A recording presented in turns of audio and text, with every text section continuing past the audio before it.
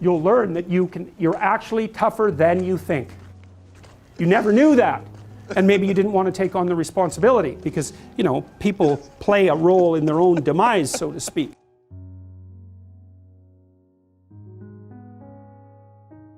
The internal problem is, how do you deal with tragedy and malevolence? And you can say, well, I'm not prepared. It's like, yeah, fair enough.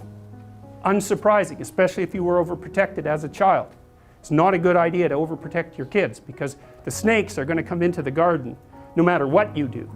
And so then you, instead of trying to keep the damn snakes away, what you do is you arm your child with something that can help them chop them into pieces and make the world out of them. So that the trick for human thriving in the face of suffering and malevolence is strength, not protection. It's a completely different idea. We also know this clinically. We know, for example, that if you treat people with exposure therapy for agoraphobia, which is, roughly speaking, the fear of chaos, I would say, the fear of everything, you don't make them less afraid. You make them braver. It's not the same thing. Because with an agoraphobic, see, what happens to them is the fall. They never conceptualize death and suffering. They're naive, right? It never enters the theater of their imagination, and it's because they're protected from it. But then something happens. This often happens to women in their 40s because they're the people most likely to develop agoraphobia. Something happens, they've been protected from chaos by authority their entire life. So maybe they had an overprotective father, and then they went to an overprotective boyfriend, and then they went to an overprotective husband. And maybe they were willing to be subjugated to all three of those because of the protection, right?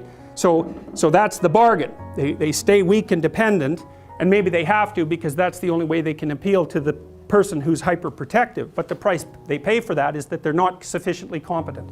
And then something happens in their life, often in their 40s, they develop heart palpitations, maybe as a consequence of menopause. Their heart starts to beat erratically and they think, oh no, death. It's like, well, who are you going to talk to about that? Right? There's no protection from authority for that. Or maybe their friend gets divorced, or maybe their sister dies, or something like that. It brings up the specter of mortality, and maybe the specter of malevolence and mortality, and it brings it up in a way that authority, recourse to authority, cannot solve. And so then they have panic attacks. What happens? They go out, they get afraid, they feel their heart beating, then they get afraid of their heart beating because they think, oh no, I'm going to die, and they think, oh no, I'm going to die, and I'm going to make a fool of myself while I'm doing it and attract a lot of attention. So the two big fears come up. Mortality and social judgment. And then they have a panic attack. It's like fight or flight's gone out of control. Very, very unpleasant. Then they start to avoid the places they've had a panic attack. Then they end up not being able to go anywhere. So then Tiamat has come back, right? A huge monster, a little victim. And so what do you do with them? Well, there's no saying, no, there's no Tiamat. That's done, right? Their naivety is over. They've had a direct contact with the threat of mortality and social judgment. They've met the terrible mother and they've met the terrible father. And there's no going back. There's no saying, oh, the world is safe. It's not safe. Not at all. It's not safe. The fact that you think it's safe means that you were living in an unconscious bubble that was sort of provided to you by your culture. It's a gift. And now that's been shattered.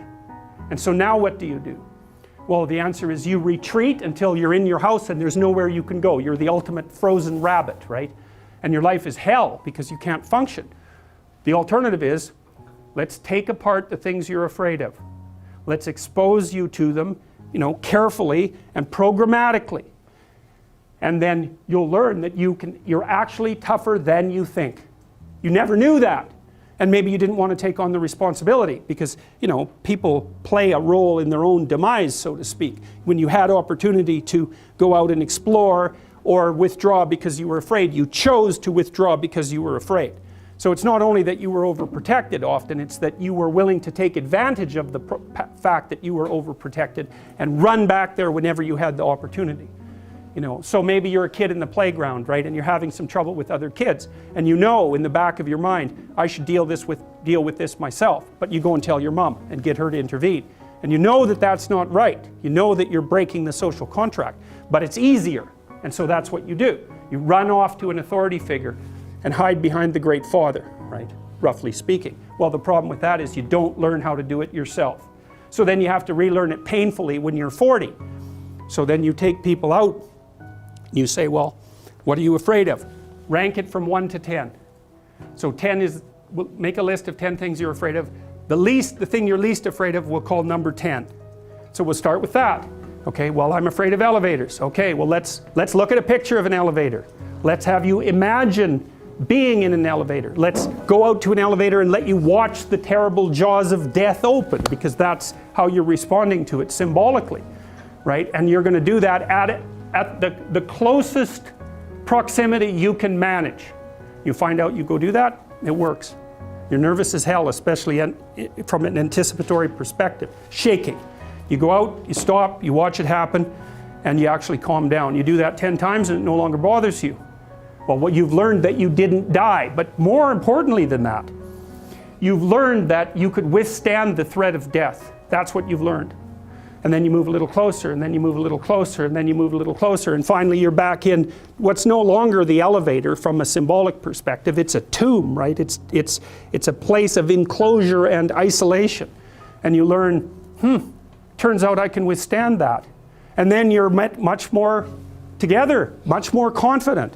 And that's often one of the things that often happens in situations like that. I've seen this multiple times, is that if you run someone through an exposure training process like that and toughen them up, they'll often start standing up to people around them in a way they never did before, because they wouldn't stand up for themselves before, because they weren't willing to undermine the protection. See, if you're protecting me, I can't bother you, because I can't afford to forsake your protection. So if I'm going to play that game, I'm going to hide behind you, then I can't challenge you. So that's no good, because that's sometimes why people, you see this with guys very frequently, they're still deathly afraid of their father's judgment when they're in their 30s or 40s. It's like, well, why? Well, because they still want to believe that there's someone out there that knows. And so they're willing to accept the subjugation, because it doesn't force them to challenge the idea that there's someone out there that knows. Because that's the advantage of having your father as a judge, right? Because he knows. Well, what if he doesn't? What if no one knows any better than you? Well, that's a rough thing. You don't, until you realize that, you're not an adult, right? That's really technically the point of realization of adulthood, is that no one actually knows what you should do more than you do. I mean, it's a horrible realization, because what the hell do you know?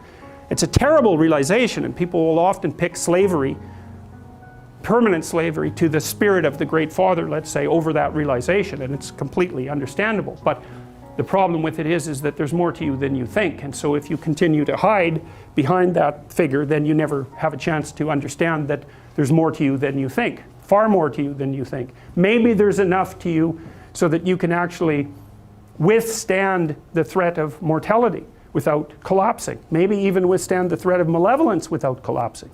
Who knows? It's certainly possible.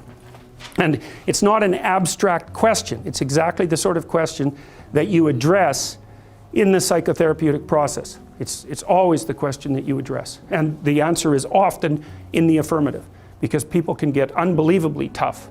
And you know that, because people work in emergency wards in hospitals, right? Or they work in palliative care wards, or they work as mortuary assistants. I mean, these people have bloody rough jobs, you know, or they're on the front line of police investigation into, you know, heinous child abuse crimes, and so they're confronting malevolence on a regular basis. And, you know, those are very stressful jobs, but people do them.